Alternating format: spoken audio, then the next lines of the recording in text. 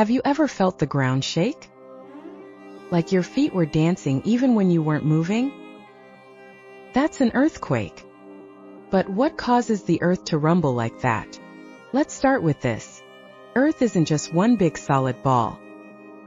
It's actually made of layers, kind of like a giant cake. On top is the crust, that's the part we live on.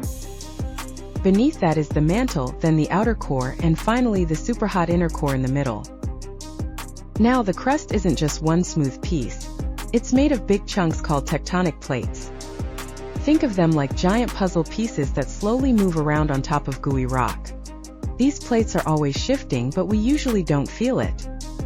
Sometimes though, the plates bump into each other, or slide past one another, or pull away from each other. When they get stuck and can't move, pressure builds up. It's like stretching a rubber band until, snap, the plates suddenly move, and all that energy is released into the ground. That's an earthquake. The place under the ground where it starts is called the focus. The spot above it, on the surface, is called the epicenter.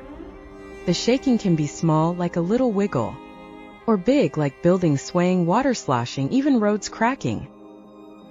Most earthquakes happen along plate boundaries, like where two pieces of the earth meet. One of the most famous is the San Andreas Fault in California. That's where two plates are constantly rubbing against each other. And when they slip, boom, earthquake. Here's a fun fact. There are about 500,000 earthquakes in the world every year. Most are tiny, too small to feel. But some are big enough to move mountains, literally. Another cool thing? Earthquakes can happen under the ocean too. When they do, they can cause huge waves called tsunamis.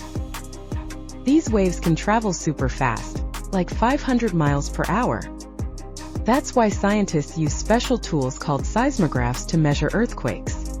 They record the shaking and help us understand how strong it is. We use something called the Richter scale to measure them. A 3 might just rattle your windows. A 7 or 8, that's serious shaking. Even though we can't stop earthquakes, we can get ready for them. Buildings in earthquake zones are built to wiggle safely. And people practice drop, cover, and hold on. That way, when the ground moves, we know what to do. So, next time someone asks what causes earthquakes, you can say, it's the Earth's big puzzle pieces moving around.